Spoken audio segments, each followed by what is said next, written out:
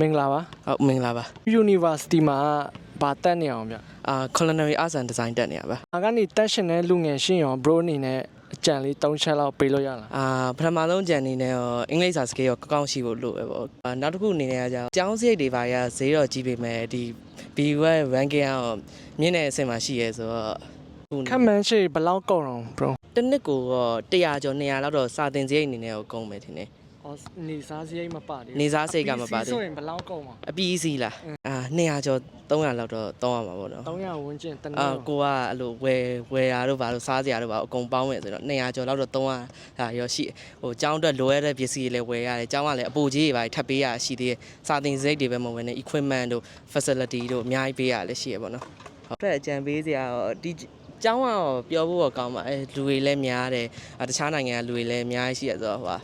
ပြောင်းအောင်နေတတ်ရင်တော့ရပါပြီ ။ဟောမှာဆိုမြန်မာ အဲဆို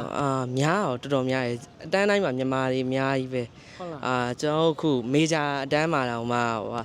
80ရာခိုင်နှုန်းလောက်ကမြန်မာတွေပဲ ။ဝေါအဲ့လောက်တော့များလား။ရှာကြည့်ရအောင်ပေါ့ international လည်းများတယ်ဟိုအခုကျွန်တော်တက်နေတာ international program ဆိုတော့မြန်မာရောပုံများကြီးပဲเนาะပုံများရပေါ့နော် international ဆိုတော့တခြားနိုင်ငံကသူတွေလည်းအများကြီးရှိရဲစပိန်အများစုကရုရှားကလည်းတွေ့ရတာအများကြီးဟုတ် ။ကျေးဇူးပါဗျာ။ ကျေးဇူးပါဗျ